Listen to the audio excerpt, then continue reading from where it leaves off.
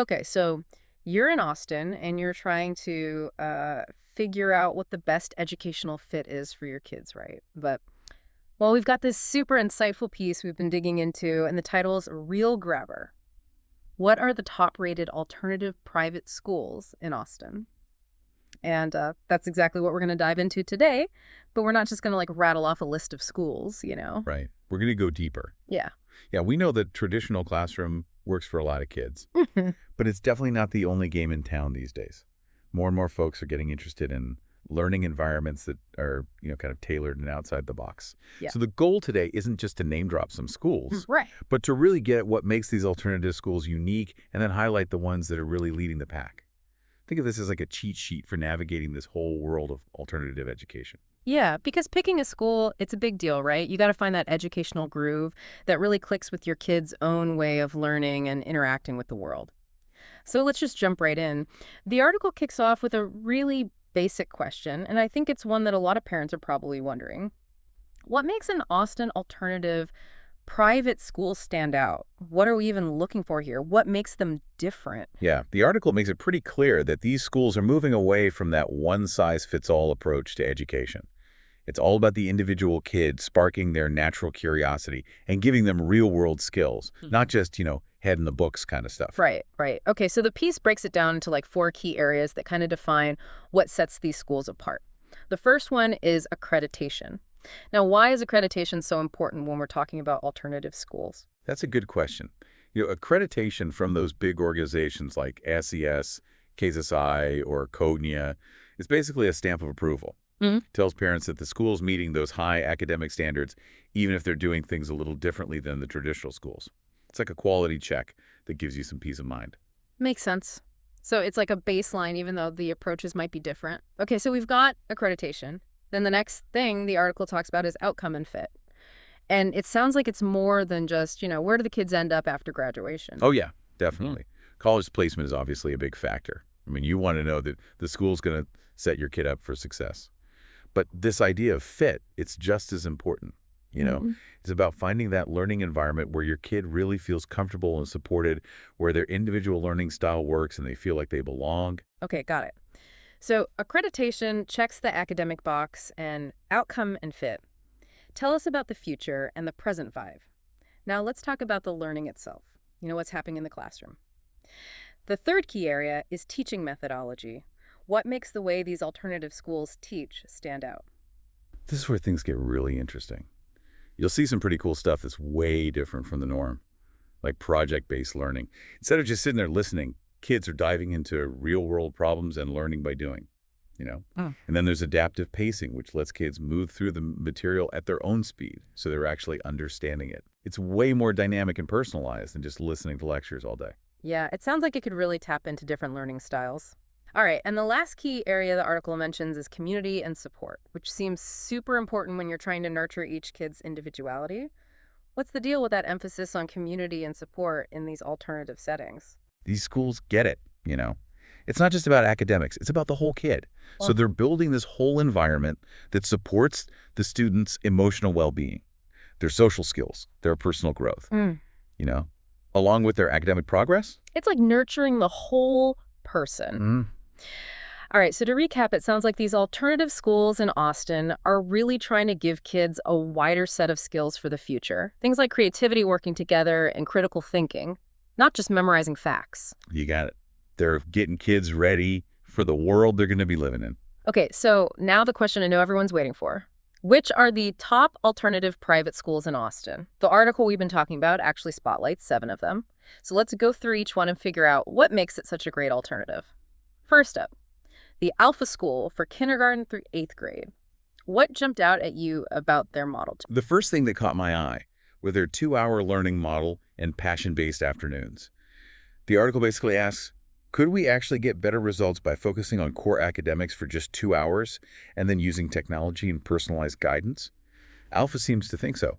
They have this thing called adaptive 2-hour academics, where they use technology and these guides to tailor the learning to each student. Yeah. And the guides are more like facilitators than lecturers. So it's not about cutting down on learning time overall, but really focusing those 2 hours on the core stuff. And then the afternoons sound totally different from a regular school day. What happens then? Yeah, the afternoons, they have these multi-age life skills and enrichment workshops. The article asks, what if kids spent their afternoons doing hands-on activities, exploring what they love, and learning important life skills? And that's exactly what Alpha does. They have workshops on all sorts of things, from public speaking to starting a business, and it all leads up to these test to pass challenges where kids can show what they've learned. Interesting. So they actually get to apply what they're learning. And the article mentions that their students score in the top 1% nationwide, which is pretty impressive. But what I found even more interesting is the question they ask themselves. Do our students love school? They really seem to care about kids actually enjoying school. There's a story about a student named Ella. What does her impact chronicle tell us about Alpha's approach? Ella's story is a perfect example of what Alpha is all about. The article asks, can a shy student find their voice in an environment that's supportive and encourages them to follow their passions? And for Ella, the answer was yes. Through Alpha's News Network workshop, she went from being afraid to speak up to confidently giving announcements to the whole school. It shows how powerful it can be to let kids explore their interests. It can help them grow in ways you wouldn't expect. Wow, that's really cool. So Alpha also has a high school for ninth through 12th grade. How does the high school build on what they do in the K-8 program? Alpha High School takes that same idea of personalized, accelerated learning and gears it towards preparing students for what comes after graduation. The article asks, can high school academics be both rigorous and personalized? And based on Alpha's morning program of personalized accelerated academics, which still uses adaptive technology, it seems like they think it's possible. And what about the afternoons in high school? What are those like? The article mentions something called Alpha X Passion Projects. Yeah, the article poses this question. What if high school students have the time and support to really dive into their passions and do something real with them? That's where Alpha X Passion Projects come in. These are long-term, in-depth projects where kids might develop an app, write a novel, or even launch a business. And it all culminates in these graduation masterpieces that showcase their skills and accomplishments. That's way beyond a typical high school project. And the article also mentions a focus on life skills and leadership. What kind of skills are we talking about here? Well, the article asks, what are the skills students really need to succeed in the real world outside of academics? And Alpha High School addresses that with workshops on things like emotional intelligence, public speaking, and managing money. They also connect kids with opportunities for internships and mentorships, so they're getting real-world experience. Nice. And the outcomes for Alpha High School look great too, with high SAT scores. But again, it's not just about the numbers, right? What's the bigger picture? The article suggests that Alpha High graduates don't just walk away with good scores. They leave with a portfolio of real accomplishments, professional connections, and this combination of academic excellence and genuine passion. There's another impact chronicle here about a student named Rhett. His story really highlights this. Yeah, Rhett's story is amazing. The article asks, can a high school passion project actually turn into a real business? And for Rhett, the answer was yes. His love of mountain biking led him to research, pitch, and secure over $350,000 in funding for his company. And now it's valued at $1.5 million, all before he even graduated high school. It shows that Alpha High is serious about giving students the power to make a difference right now, not just preparing them for the future. It's pretty incredible. All right, so moving on. The next school the article highlights is Fusion Academy, Austin. They call themselves the bespoke tailor of education. What's the main question they're trying to answer with their approach? Bespoke tailor, I love that. What's the idea there? Right. It's all about personalization. The main question seems to be, what if every student had a learning experience that was completely tailored to their needs and their pace? Their big thing is 1.1 classes, where each student gets one-on-one time with a teacher. The article really emphasizes how much of a difference this can make for both understanding the material and boosting a student's confidence. Yeah, that one-on-one attention has got to be huge. And the article also mentions schedule customization. Why is that so important to their approach? Well, the article asks, could we get better learning outcomes if we matched a student's schedule to their natural cognitive rhythms? Fusion thinks so. They adjust the schedule to fit each student's best learning times, so it's all about maximizing their potential. That's a cool way to think about it. And they also focus on whole being development. What exactly does that mean for them? The article asks, can you really have academic success without also taking care of a student's emotional and social well-being? Fusion definitely sees these things as connected, so they offer support and resources for the whole student. The General Impact Chronicle they talk about asks, what happens when a student who was once considered unmotivated gets personalized mentoring and attention? According to Fusion, they often rediscover that passion for learning. It sounds like a great place for kids who might not do so well in a big traditional classroom setting. All right, next up is the Austin Waldorf School. The article describes them as ancient wisdom meets modern innovation. What's the driving force behind their educational philosophy? The big question they're asking seems to be, can a curriculum that brings together arts, music, and storytelling, along with traditional academics, help kids understand the world in a deeper, more complete way? That's what Austin Waldorf's holistic curriculum is all about, helping kids develop both their creative and analytical thinking skills. And they seem to be really intentional about how kids develop. The article mentions a developmentally aligned progression. What does that mean? The article asks, should education be adjusted to fit the natural stages of a child's cognitive and emotional development? And that's exactly how Waldorf designs its curriculum and teaching methods. They focus on building those foundational skills and character traits in a way that makes sense for each age group. Got it. And community seems to be really important at Waldorf. The article calls it a community-centric approach.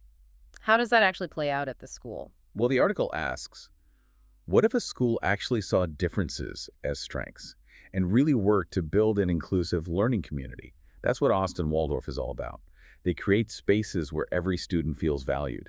And the Impact Chronicle for Waldorf often focuses on alumni who say that this balanced community-based approach is why they're so successful and why they still love learning. Sounds like a very nurturing and well-rounded experience.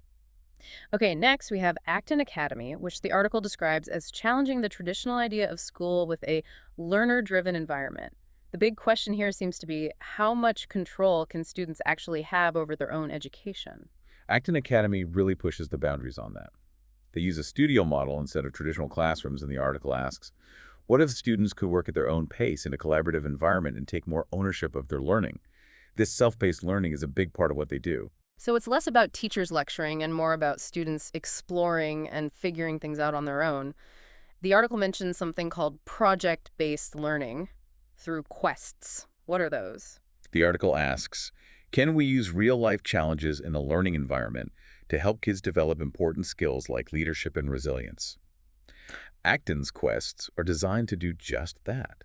They're these projects that require problem-solving, teamwork, and applying knowledge in practical ways. Interesting. And it sounds like the teachers have a different role in this model, too. Instead of being lecturers, they're mentors. What's the difference there? The article asks, what if teachers focus more on guiding students to figure out their own goals and refine their thinking instead of just giving them information?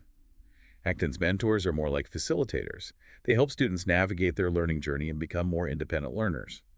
A lot of parents whose kids go to Acton say that they've seen their kids become more entrepreneurial, more responsible, and more motivated to learn. It's like they're learning how to learn.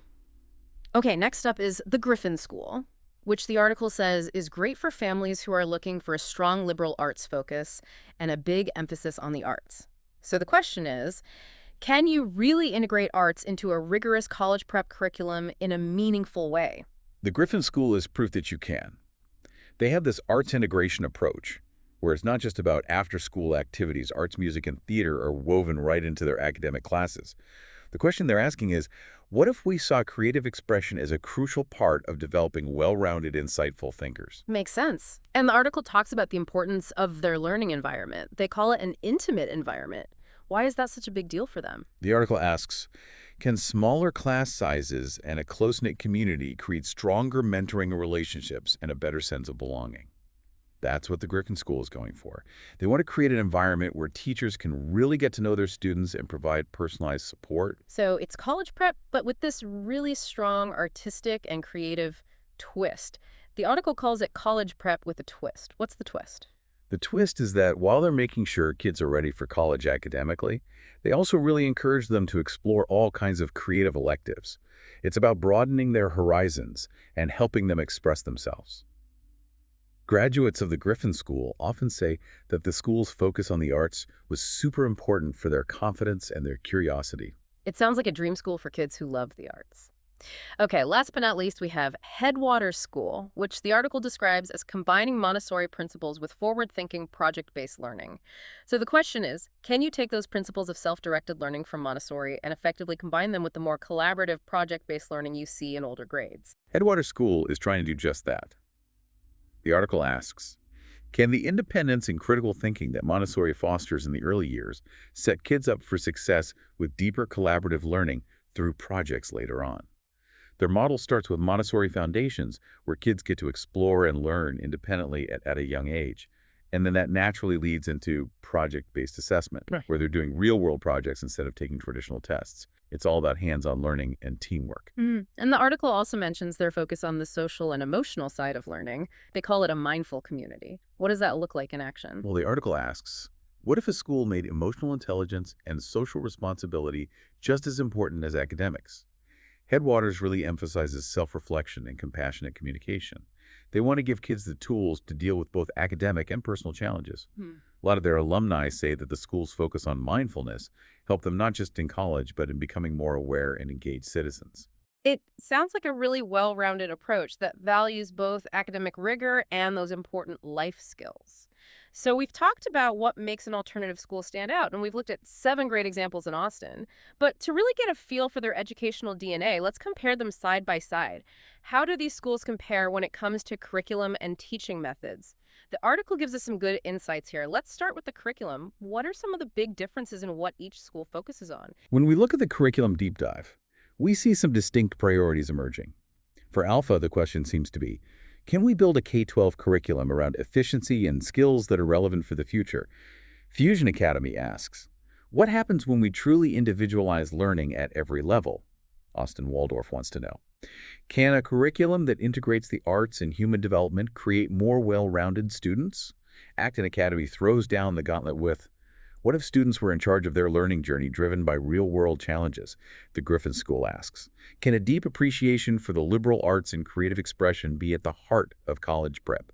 And Headwaters School is exploring, how can the principles of independence and inquiry from Montessori evolve into collaborative, project-based learning? So many different answers to the question of what a good curriculum should be. Now, how do their teaching methods actually differ in practice? What are the key things that set them apart in how they teach? The teaching methodology section shows us just how diverse their approaches are. Alpha School asks, can adaptive technology and mentor-led workshops create a more personalized and efficient learning experience? Fusion Academy's focuses on, what's the impact of building strong, trusting relationships through one-on-one teaching? Austin Waldorf explores, can experiential learning through the arts and thematic studies really engage students? Acton Academy challenges us with, what if student autonomy goal setting and collaboration were the main drivers of learning? The Griffin School asks, how can small group discussion and integrating the arts foster both analytical thinking and creativity? And Headwaters School wants to know, can a balance of freedom and structure guided by inquiry-based methods and project-based tasks best support a child's development? It's amazing to see how each school answers that question of how to best facilitate learning in such different ways. Another crucial thing for parents to think about is the support system these schools offer. The article has a section called Support System Showdown. What are some of the differences in how these schools nurture their students' well-being? The Support System Showdown shows that there are different ways to approach this really important aspect Alpha School asks. Can a mix of academic coaching and emotional support help create well-rounded students? Fusion Academy wants to know, what kinds of resources from tutoring to counseling do we need to support truly individualized learning? Austin Waldorf's approach is about, how can a strong inclusive community itself be a powerful support system? Acton Academy challenges the status quo with, can we empower students to take responsibility for their own learning and well-being by encouraging self-governance? The Griffin School asks, how important are strong mentoring relationships with teachers in providing personalized guidance? And Headwaters School is exploring, can we help students navigate academic and emotional challenges by emphasizing self-reflection and compassionate communication? So once again, each school is answering the question of how to best support students in a way that matches their overall philosophy. This has been so helpful in breaking down all the different approaches. But for our listeners who are trying to make this decision, the big question is, how do you actually choose the right alternative private school for your child? The article has a whole section on just that. What are some of the key things it suggests you think about? The article stresses that finding the right fit is a really personal thing, and it encourages you to start by asking some key questions about your child. First, what's my child's learning style? Are they independent, and do they thrive with autonomy like they might at Acton or Headwaters? Or do they need more structure and guidance, which they might find at Fusion? Also think about, how does my child learn best? Do they learn by doing like Austin Waldorf or Acton? Or are they more into theoretical concepts, which might make alpha a good fit? Yeah, those are great starting points, really getting to know your child's needs and preferences. What other questions should families be asking themselves? The article then says to consider, what are our family's values and goals for education? Do you really value the arts, which might make the Griffin School a good choice? Or are you more focused on STEM? What about the size and feel of the school? Do you want a smaller, more intimate community or a larger, more diverse one? And maybe the most important question, what educational philosophy really resonates with your family? Is it creativity mindfulness or accelerated learning? Those are some deep questions families need to grapple with. What about the more practical side of things? The article mentions school culture and logistics. What kind of questions should families be asking about that? The article says to ask, what's it actually like to be a student at this school? They really recommend visiting campuses or going to open houses to get a feel for the atmosphere and how students and teachers interact. Also think about, how do the logistics work for our family? Commute times, scheduling extracurricular activities, and importantly, what kind of support does the school offer for my child's emotional well-being, their college prep, and their personal growth? Right, those practical things can really make a difference. And what about the more formal support and resources? What should parents be asking about those? The article says to find out, what academic and emotional support systems does the school have? Ask about tutoring counseling and how they accommodate students with different learning styles. Also ask about class sizes, student-teacher ratios, and the qualifications and experience of the staff, especially if your child needs extra support in certain areas. Good advice. And of course, the most important question, as the article points out, is does the school match up with what my child wants and needs? Absolutely. The article stresses how important it is to involve your child in this decision. Hmm. They're the ones who are going to be spending every day at this school. So their feelings, their observations, their preferences, they all matter. So we've got a good list of questions to guide our listeners, but what are the concrete steps the article recommends taking to make an informed decision? The article lays out some specific actions first. Schedule visits or shadow days. The question here is there any better way to understand a school's culture and methods than experiencing it firsthand? Letting your child spend a day at the school can be super helpful. That firsthand experience is key. What's the next step? Next, they suggest, talk to current families. The question is, who can give you the most honest perspective on a school's strengths and weaknesses? Talking to parents and students who are already part of the school can give you valuable insights. Makes sense. Are there any more official ways to assess a school's quality and approach? The article recommends reviewing accreditation and outcomes. The key questions are, is the school accredited by a reputable organization? And what do their graduates go on to do? How many get accepted into college? These things give you a more objective measure of how effective the school is. And what else should parents be asking about? The article says to ask about resources. Find out what kind of support services are available, academic counseling, extracurriculars. Make sure the school has the resources your child needs. And like we talked about, align with your child's voice throughout the whole process. So it's all about gathering information from different sources, visiting the schools, talking to people, and looking at the data. Now, the article also addresses some common questions people have about alternative private schools in Austin. Let's tackle a few of those. The first one is, are these schools recognized by colleges? What's the answer? The article says. Yeah. Absolutely. Because these schools take accreditation seriously and maintain high academic standards, their graduates get into a wide range of colleges and universities. That's good to know. Another common concern is about socialization. How do these alternative schools handle socialization? The article points out that a lot of alternative schools are actually really good at building strong social connections. Their emphasis on small groups, collaborative projects, clubs, and community events gives students lots of opportunities to interact, build relationships, and develop social skills. What about students with learning differences? Can students with learning differences get the support they need in these schools? The article says that many alternative schools like Fusion Alpha and Waldorf are often really good at accommodating and supporting students with different learning needs. Their flexible approaches and smaller class sizes can be a big help. That's encouraging. And here's a more practical question. Do alternative private schools have flexible enrollment schedules? The article says that flexibility is a big part of alternative education. Many schools offer things like rolling admissions, personalized pacing, and even some online components, so there's more flexibility for families. And finally, the big one. Why choose an alternative approach over traditional schooling? What's the main reason the article gives? The article argues that in today's world where things are changing so fast, an education that emphasizes creativity, adaptability, and practical skills is going to set kids up for success.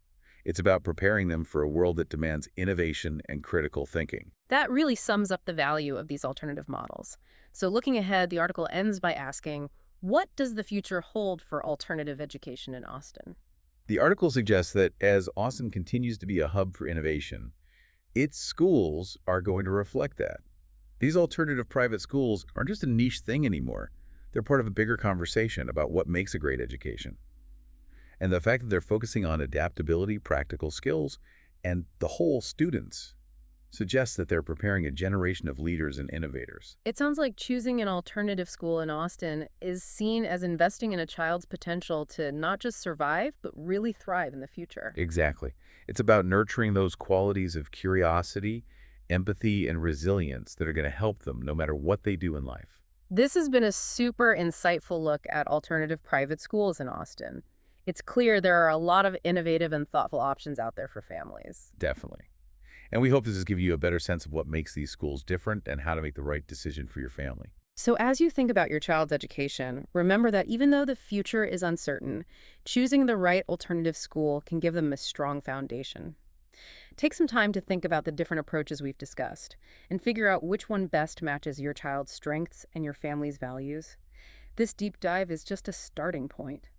We encourage you to take those next steps. Visit the schools, talk to families, really get a feel for the different environments that could help your child thrive.